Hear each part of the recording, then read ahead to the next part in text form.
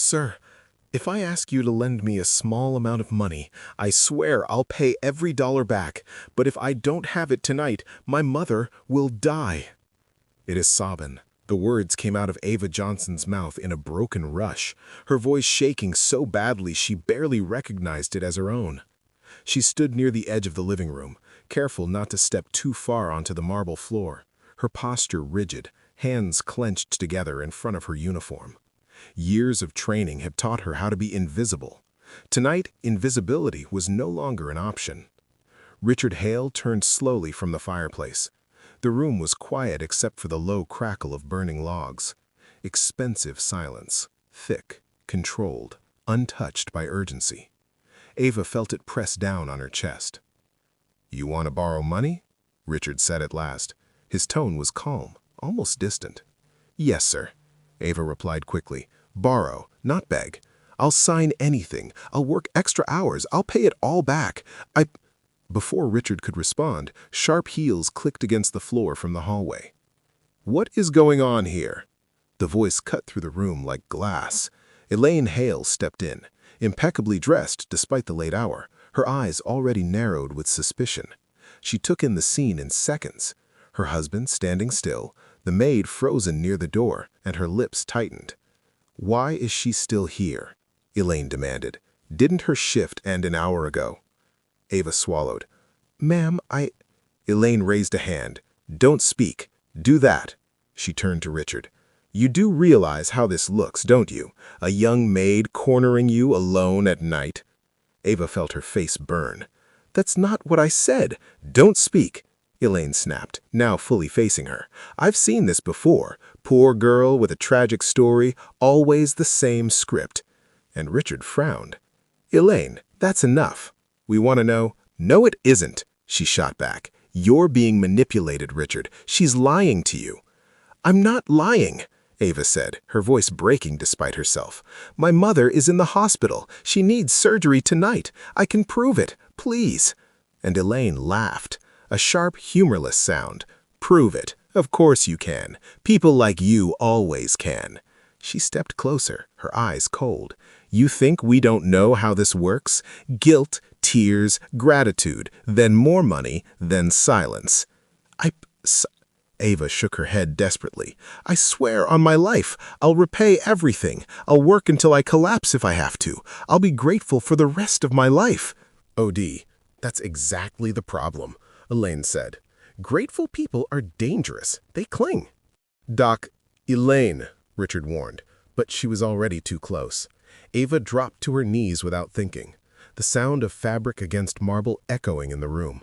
"Please," she whispered, humiliation flooding her. "I'll owe you forever. I'll never forget this. I just need my mother to live." Elaine, for a moment, even Richard looked stunned. Elaine did not.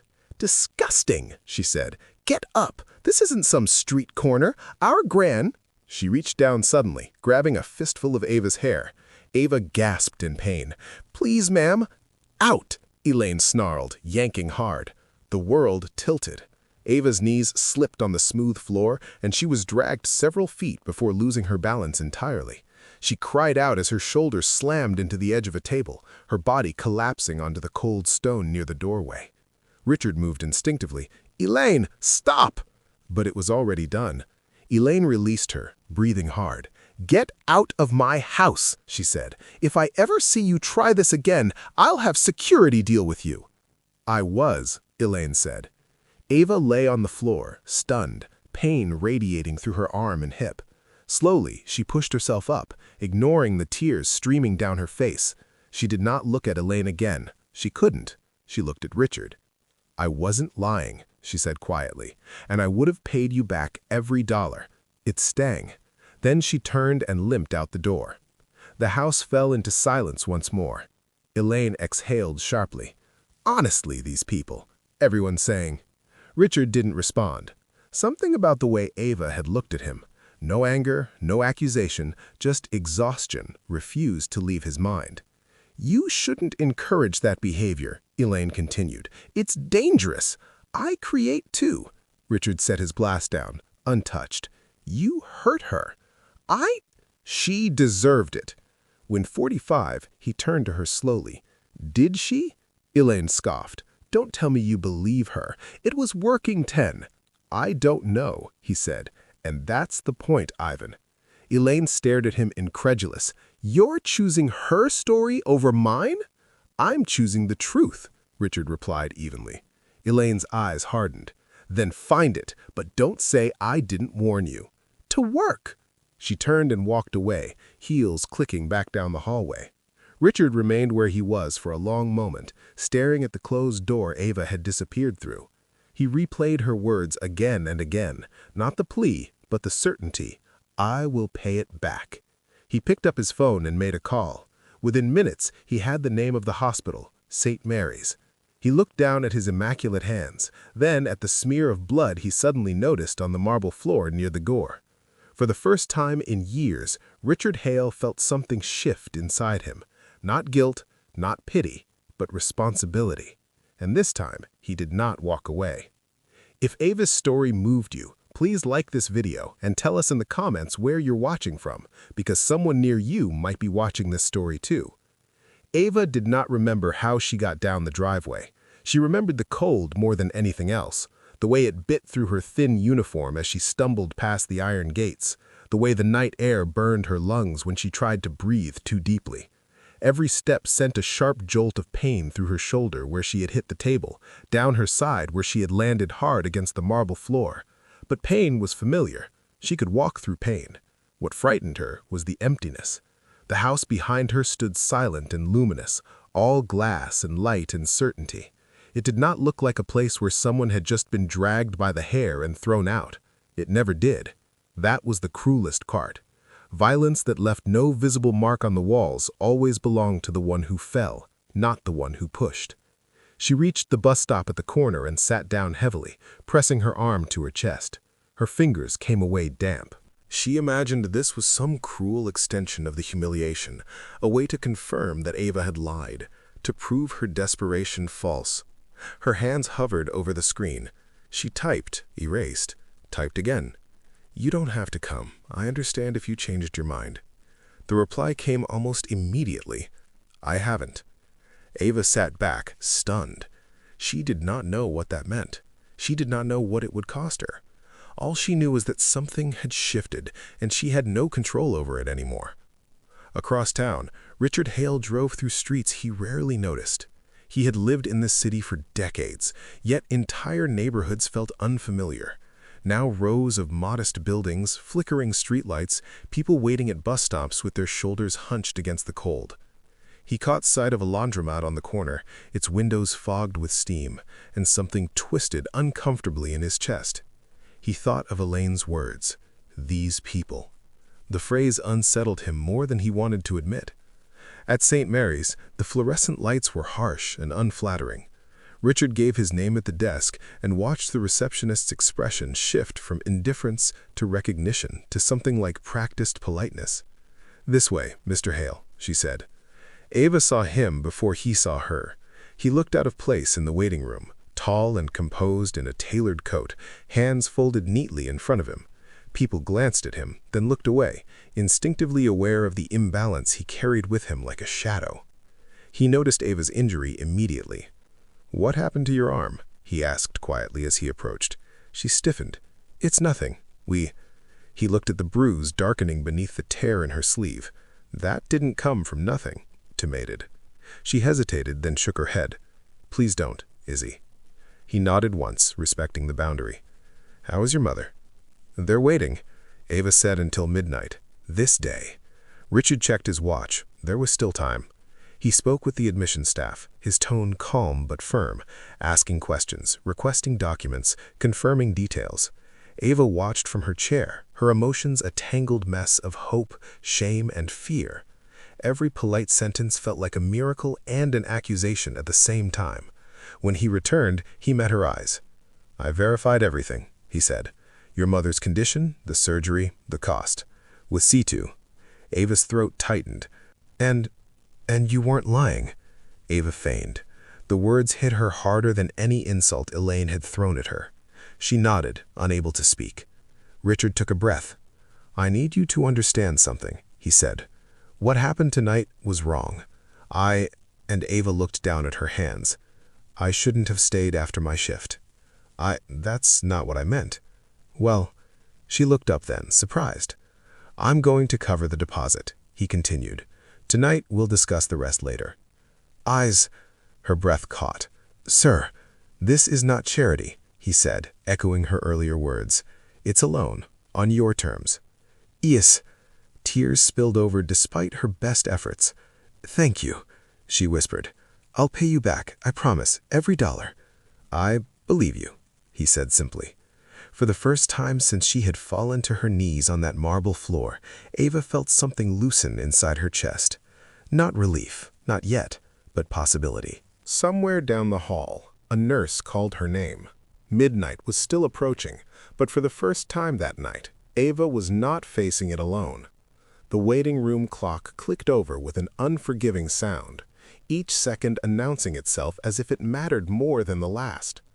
Ava sat rigid in the hard plastic chair, her injured shoulder burning dully beneath her sleeve, her eyes fixed on the swinging doors that led to the operating wing.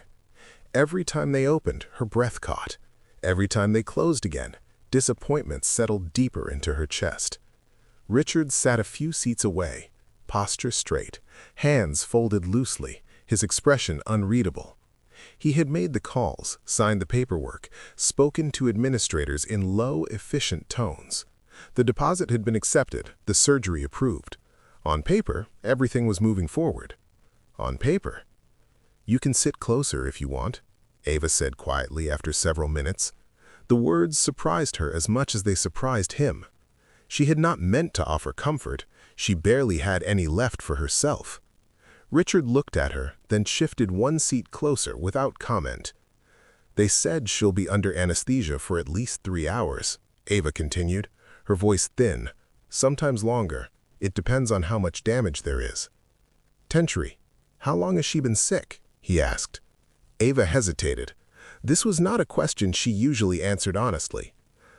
Longer than she admitted, she said. She kept saying it was just a cough, that it would pass. And you believed her? I wanted to go, Ava replied. Believing her was easier than forcing her to stop working. Richard nodded slowly. He understood that calculus, the choice between truth and survival. He had made versions of it himself, just dressed in better suits. Across the room, a man paced back and forth, his shoes squeaking faintly against the floor. A woman whispered urgently into her phone, her voice breaking as she repeated the same reassurances. The waiting room was full of quiet negotiations with fate, all of them unseen, unrecorded. This place never sleeps, Ava said, almost to herself, but it never really rests either. Is it freed? Richard followed her gaze. Hospitals are honest, he said. They don't pretend life is fair.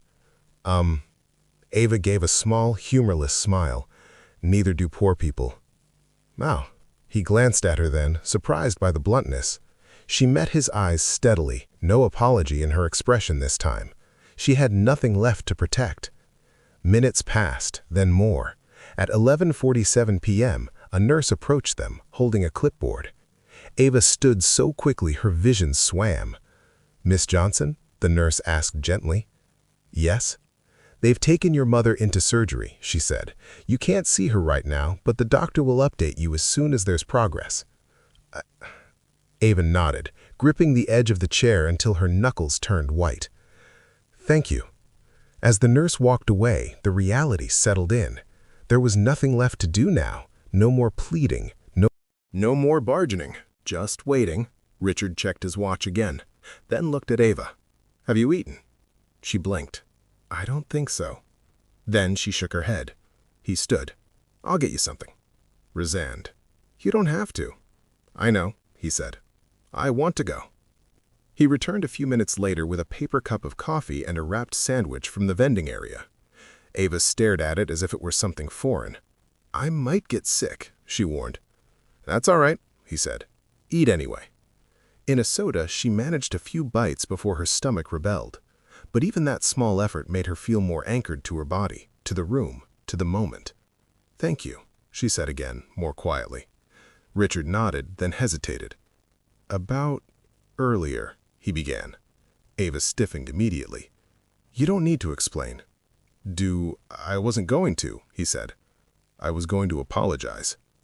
She looked up sharply. For not stopping it sooner, he continued. For letting someone speak to you that way. For what happened to you. Ava's throat tightened. She's your wife. That doesn't make it acceptable. The words hung between them, heavier than any promise. Ava looked down at her hands, at the faint tremor she could not control. You thought I was trying to trap you, Ava said after a moment. People always think that if someone like me gets close to someone like you, it has to be for a reason. And was it? Richard asked gently. Ava met his gaze again. Yes, she said. The reason was that my mother is dying. He did not look away. They sat in silence after that, the kind that no longer felt hostile. The clock crept closer to midnight, then past it, unnoticed. Time lost its sharp edges and became something softer, heavier. At 1:12 p.m., the doors opened again. A man in scrubs stepped into the waiting room, his expression tired but focused. Ava was on her feet before he could say a word. I'm Dr. Lawson, he said. Are you Miss Johnson? Yes, she breathed. Is she? She's still in surgery, he said. It's complicated. There's more damage than we initially thought. Ava's heart sank. But she's alive. Yes, he said firmly. She's fighting, but I need to be honest with you. Recovery will be long. She won't be able to return to her previous work. Ava nodded slowly, absorbing the words. Work could be replaced. Her mother could not. Will she wake up? Ava asked. Dr. Lawson paused. I believe she will, he said, but it may take some time. If we have to, that's... Richard stepped forward. What does she need? The doctor glanced at him, recognizing the name from the paperwork. A safe environment, no chemical exposure, follow-up treatment, and rest. IOS. Richard nodded. She'll have it. We have to stay 9. Ava turned to him, startled. Sir. We'll talk later, he said quietly. Focus on her. 9. Dr. Lawson gave a brief nod and returned through the doors. Ava sat back down, her legs suddenly unable to support her. Richard sat beside her again, closer this time. She did not move away. I don't know what happens after tonight, Ava said softly. I don't know how I'm supposed to fix all of this. Richard looked straight ahead. You don't have to fix everything tonight. If you do, she laughed weakly. That's easy for you to say, which is not quartered. He turned to her. You're right, he said. It is, but it's also true. As Ava closed her eyes, exhaustion washing over her in waves, somewhere beyond the doors, machines beeped steadily, keeping time for a life she loved more than her own. For the first time since she had been dragged across the